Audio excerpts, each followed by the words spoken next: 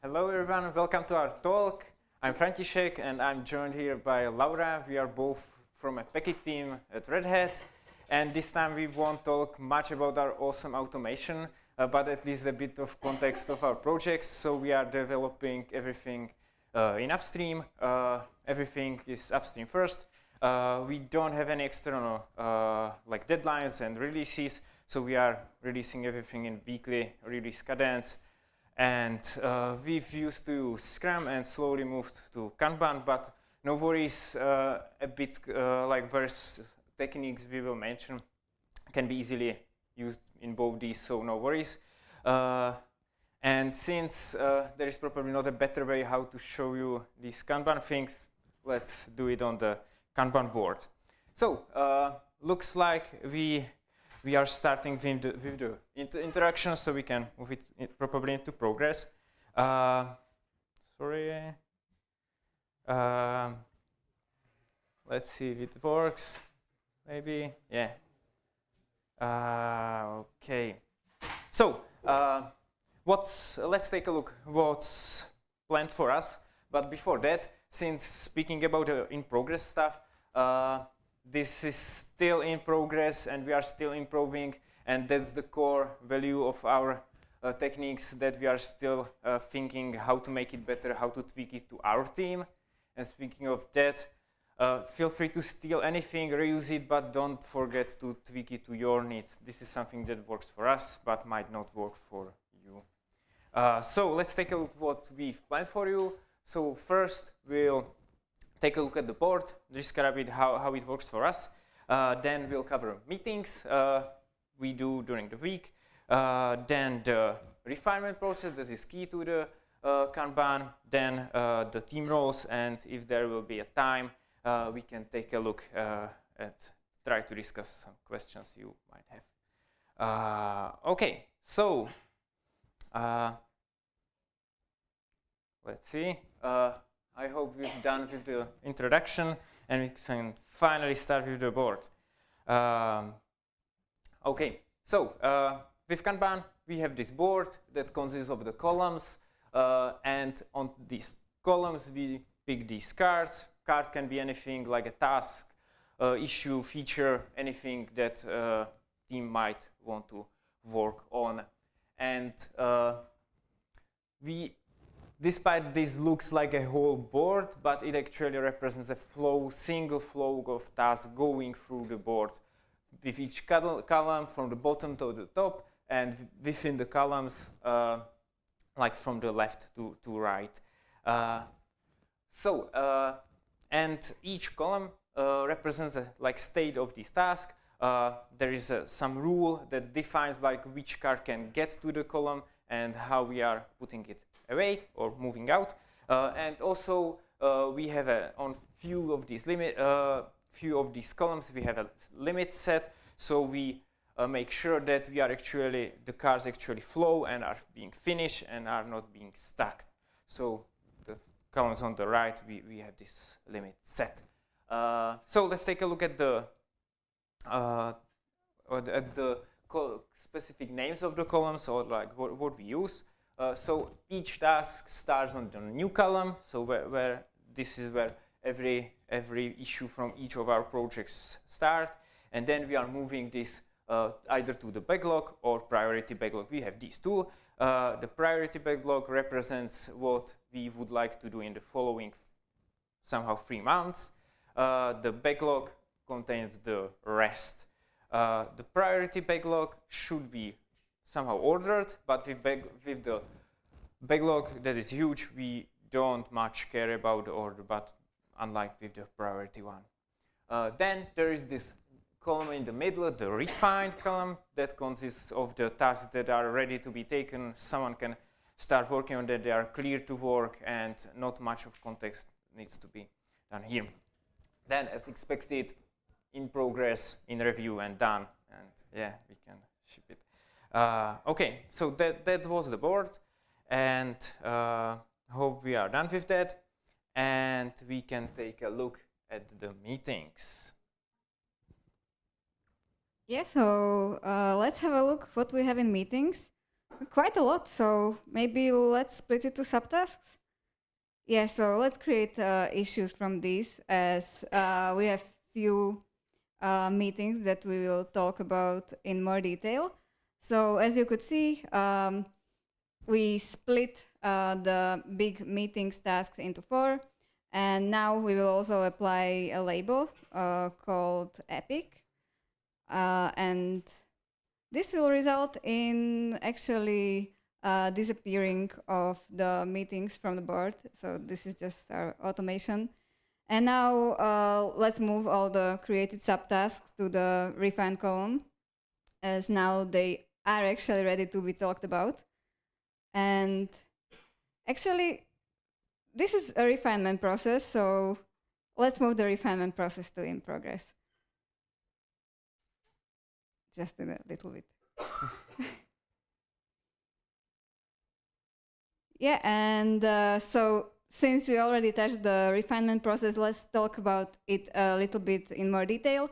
So the goal of the refinement process is that the card that is in the refined column is ready to be worked on.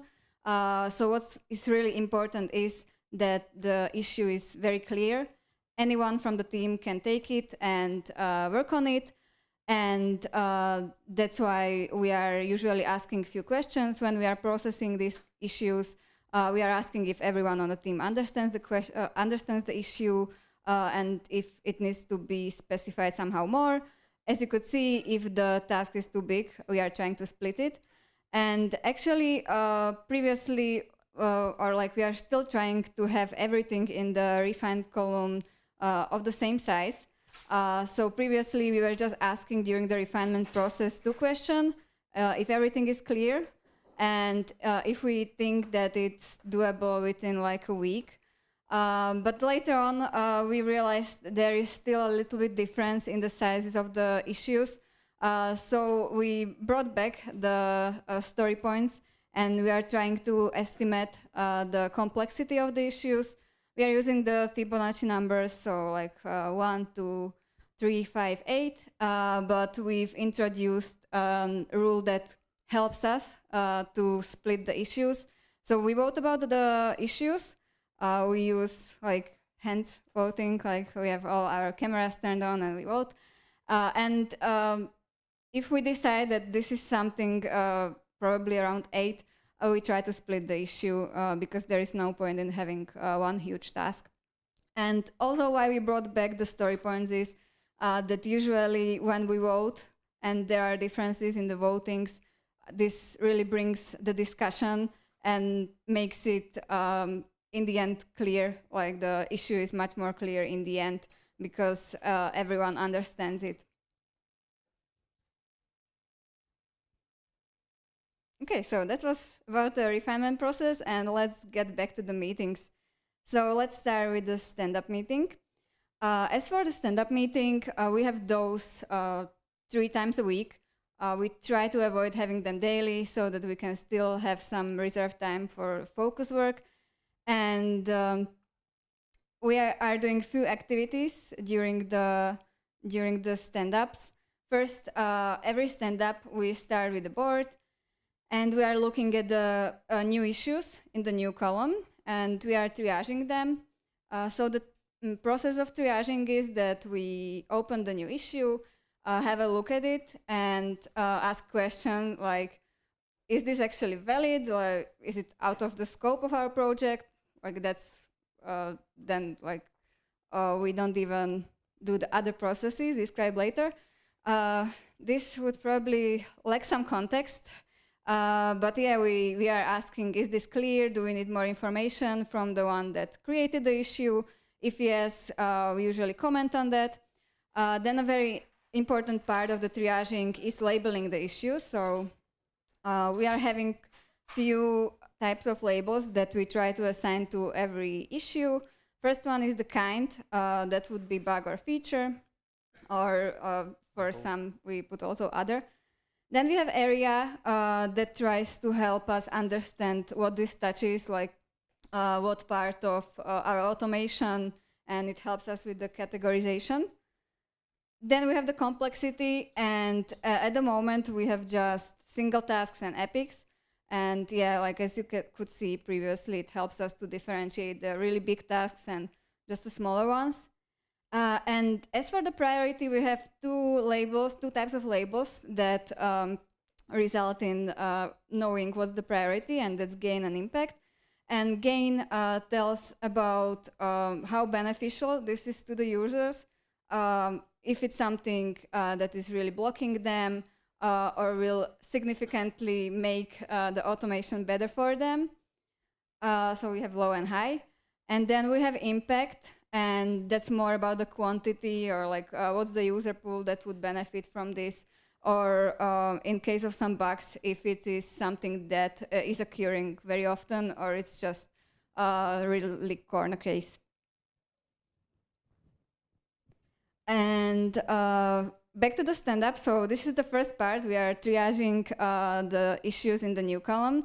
Besides that, there is another interesting activity which we came up with, and that's we are trying to, every stand-up, we check the least recently updated issue in our backlog, and this helps us to get rid of some really stale issues. So we have a look at it, and we check, is this still actually relevant, or should we close it? Should we ask the author of the issue if that's still relevant or not? So this is what we are doing as well. And then on the Mondays stand-up, we are also doing some other small activities, like we are checking the blocked issues. We are checking the issues that haven't changed, like from the in progress for 2-3 weeks. So we are asking team members if they need help. And we are also checking the cards with the due date approaching. And then the actual stand-up, so team members share their statuses. And as the last part of the stand-up, we also have some post-stand-up discussions. So the status sharing, that should be really more of like a monologue where team members share their struggles. And then in the post-stand-ups, we can discuss more. Okay, so Franto, can you tell us more about meetings? Yeah.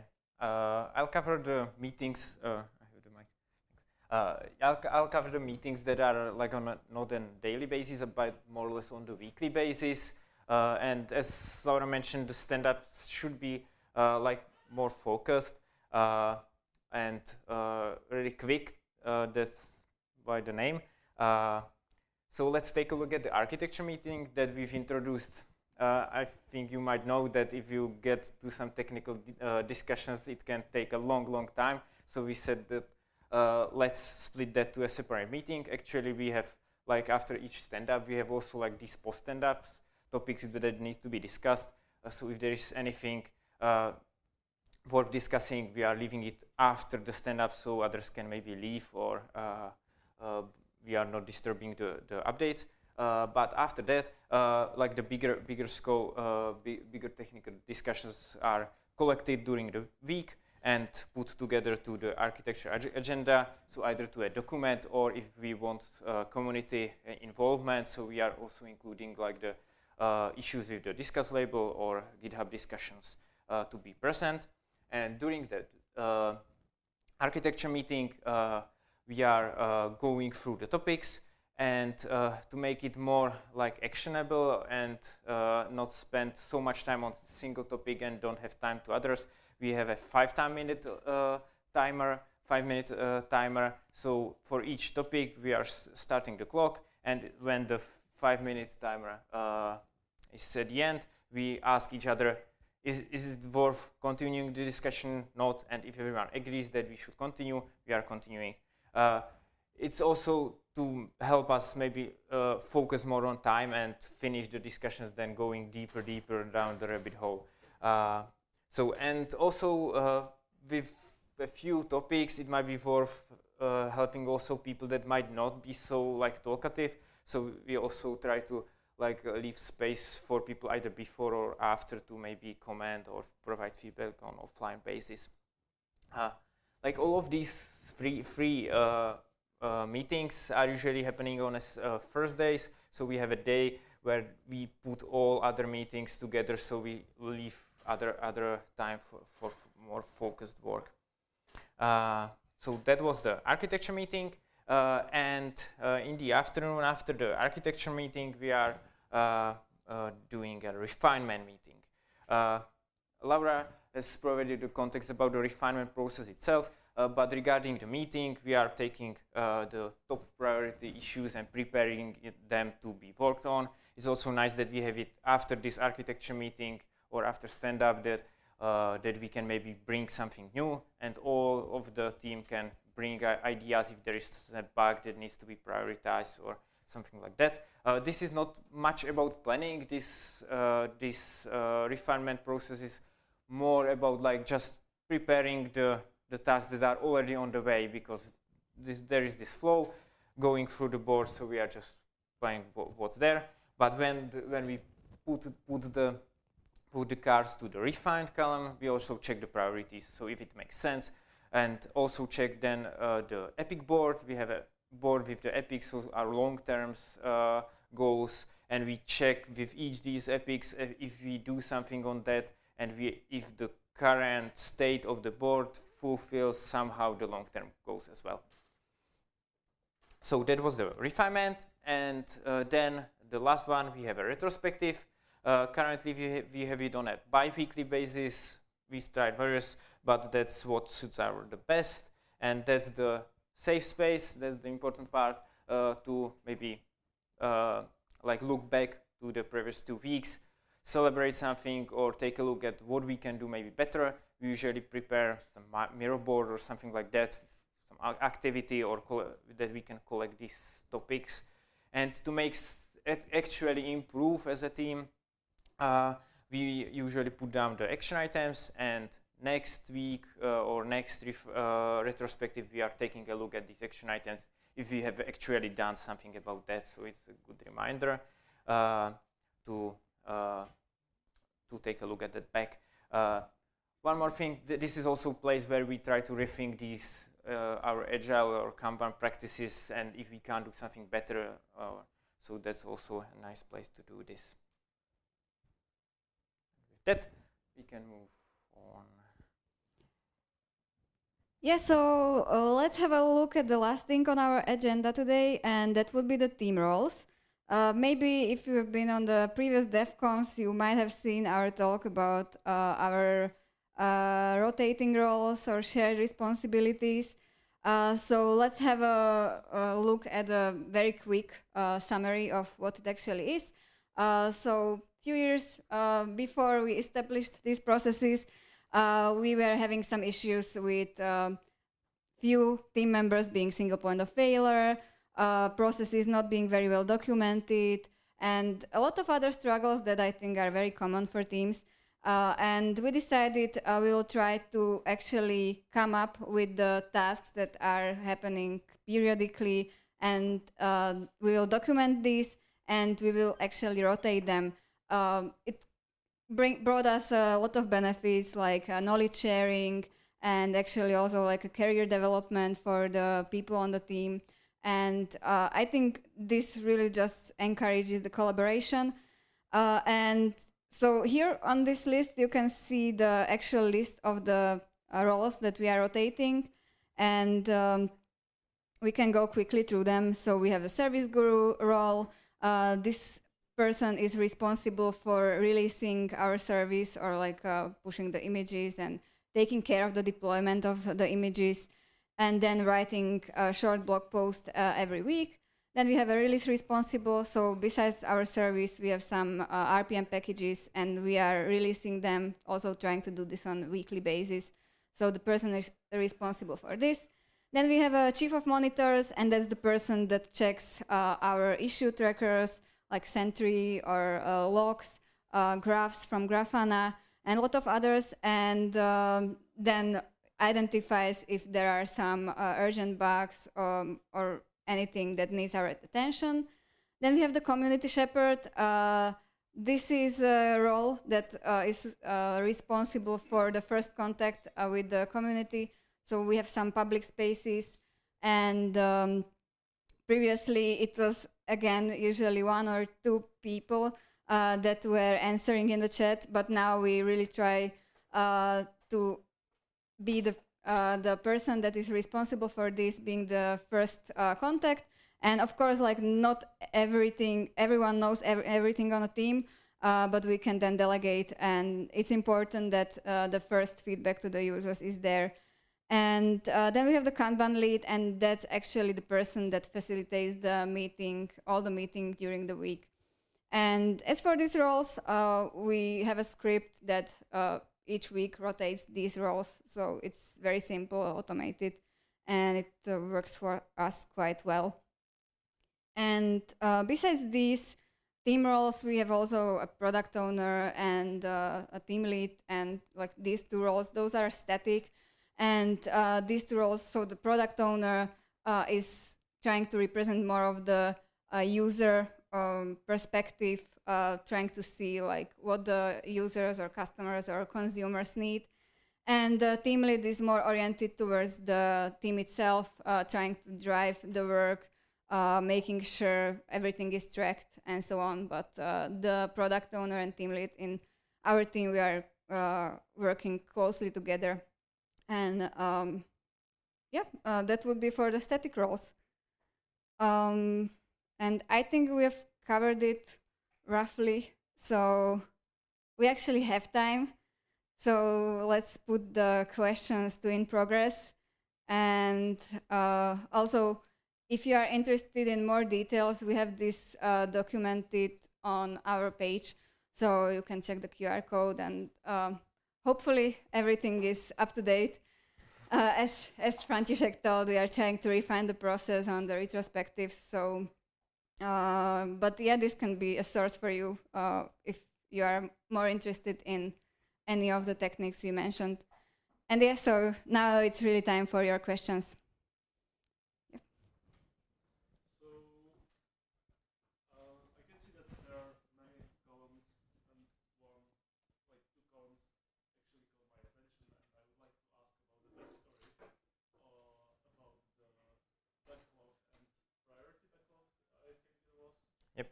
Because like, is it like working in a way that it goes first to backlog and then to priority backlog, or it's for practical reasons just separate? And Yeah, so I'll try to repeat. There was a question like why we have two backlogs and what's the backstory. So the story is that the inspiration with this we took, there was actually like the ready to be refined column instead of this priority backlog, and we use like some kind of 6 or something like that cards to be refined. But this column growth, and we realized that this number doesn't make sense for us, so we said that we will have this priority backlog we care, and then we have this huge backlog, and it's now fine to leave something in the backlog, and we don't need to be like sad about that. We can say just, yeah, it's here, but we don't have capacity for that. We try to be like open in that yeah, these are the current priorities but this is sadly not. But I believe the question was also like, when do we decide? So I think for that was maybe I forgot to mention it. So when we are doing the triaging, we are doing the labels and everything, and then from the new column, we actually ask collectively or like get the feedback from the team if it should go to the backlog or to the priority backlog. But it's also a bit tied to the labels to gain an impact, and so that would be the first time. But then also if we get some feedback from users on some of the issues in the backlog, that this is, for example, there is some bug that's happening more often, we also move the issue from backlog to priority easily. Yeah, maybe one more note that like we are doing that also on a quarterly basis when we are trying to not like plan for the quarter, but maybe like rethink the priorities. So that's also the time when we are putting away things and maybe putting some new there. Very short follow. Yeah, sure. And like sometimes it goes from backlog to priority backlog, but like it's totally fine to move it like. Yeah. The question was like if we can go backwards, and you can do basically anything, as you've seen during the presentation, we switched right away to work in progress, and it's fine. No police will come and do anything. So yeah, however it works. Sometimes there is an urgent bug, and it goes directly to in progress, and yeah, we are not sad about that.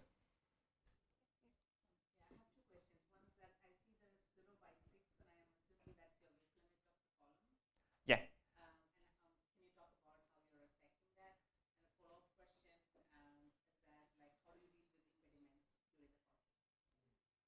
Yeah, the first question was about like the column limits and how we estimate how we work with that. Yeah. So the limits are like soft, so which is a good thing and bad thing. So it's like fine to like over. So we see there that warning that we are over the limit, but we can still put there more. But yeah, it doesn't force us so much, and sometimes we don't fully respect that, and that's also a thing that we might want to improve. But it's hard. The idea is that you should like, rather than adding more, you should fix and help others in the team to finish the things. So that's the idea behind that. And I'm not sure if I got the second question. Sorry, but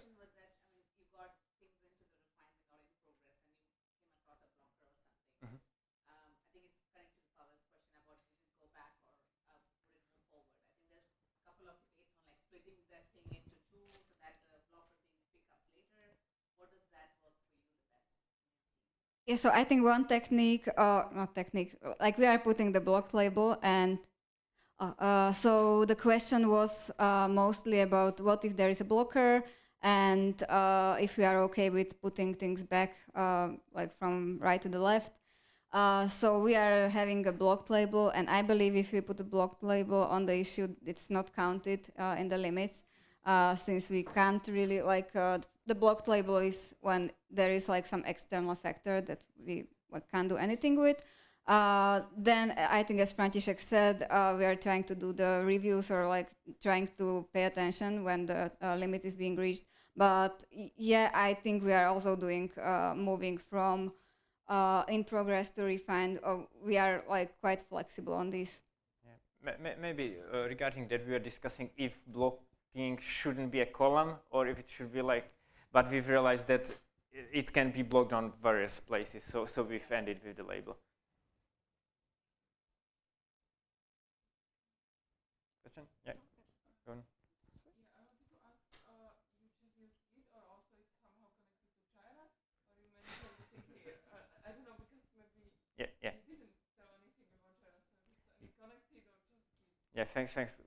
The question was how Jira fits to this, or if you work with that. Yeah, we didn't mention it to not confuse people, but yeah. What we currently have, that we are syncing this with the sync to Jira back to Jira, but the sad thing about this that it doesn't understand this syncing tool, doesn't understand the context, the epics, the relation. So at the beginning we started that I, as a product owner during that time, was like trying to make this logic on top of that on the Jira side, but it was quite tedious and no one actually cared about this. So I slowly reduced the things on the downstream Jira side. Then we got rid of the Kanban board on the Jira side and slowly reduced that. And so currently it's just on a single issue level. And if anyone wants to like catch for the updates on the Jira side, that person still can do that. But so that's the current situation. We are maybe a bit special here because we don't have so much like internal relations to our planning. So then the one-way sync kind of makes sense. This does not need to work for others. And also maybe that the actual Kanban board in GitHub is the primary place where we do everything, the like planning and triaging. Yeah, that's a good point, that we've realized that we need to be like closed where actually the work, we can link the pull request and like have all the context at hand. Hello, I've got one question. How do you track big issues here? There's something that, okay, you've got an epic, you split it into, I don't know, 20 things. And how do you keep track that those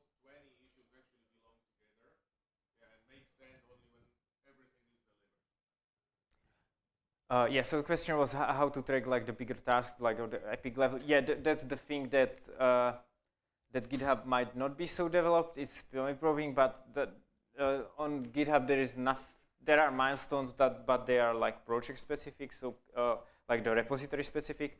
So we are currently having like an issue with the subtasks, which is currently finally the UX is somehow okay, and we have an epic board here, but yeah, I'm on the fake one. Let's not get there. I would need to find that. Yes, so we have an epic board where we have like the top priorities for the quarter, and then we have like the others. So we are trying to collect these, but I get that there is not a nice visual like to for the on GitHub site. It's quite basic. Okay. Yeah. Sorry. How many team members do you have? So how big is your team? Okay. So how big is our team? We were around like 6-ish to 10. That's these are the numbers we are playing with. And how many issues do you have in average for a week? Like 1 to 2 per person, something like that. That also fits to the like numbers to the limit that's somehow estimated. And when we got like someone from the team needed to help to another project, so we reduced these limits, so it kind of scales. So do you think it would scale up for bigger teams? Or what could you do to scale it up? Good question. Question was that how to scale this. I think the basics might work. I'm not sure about like how when the team is bigger, how if it works just a single group or if it is somehow splitted. Some swim lines might work or something like that. Maybe like I think that we would need to maybe understand better how the processes within the team might work. But I guess this might work with some tweaking. Sorry. How do you measure cycle time and throughput of the Kanban? Do you use it? I'm just curious. Yeah, question, how do we measure throughput? Actually, like compared to Scrum, this scales like ideally because there is no cycle. And that's actually what we are happy with because this was an artificial thing for our team, like to like split the work and this is the deadline because we don't have any. And it was like, we have these technical things like how to handle the work that isn't done, but actually it's like a normal task that just started at the end of the week. So we can measure like I try to produce some charts that are like combining like this similar to the previous talk, like label the type of work, something like that. So, but it's, yeah, with the way how Kanban works, it's so dynamic and like scales ideally, it's hard to like provide the Scrum-centric values to the people. Yeah, but yeah, working on that. Christian? How do you track the issues that external collaborators are working on? Yeah, I would say we actually don't have like a strict process about it, but I was thinking maybe we should try to formalize it more. But yeah, with the recent like some outreach and GSO contributions, we actually try to put all of these into the board as well. And we've tried to use assignments on a base of like this team member should review the work, and yeah, but we could probably iterate on this better. Yeah. But I've seen that GitHub might allow adding like issue from an external project. I've seen someone using that, so maybe we can take a look at that. Tomáš? Can we do retrospective? I have a suggestion for your presentation. I think it's absolutely glorious, but it would be really fun if we could post our questions and they would appear in the new column. Okay, so repeat that. We should have let people add the questions to the new column. Yeah, good point. And we are out of time, so yeah, feel free to reach out. Thanks a lot.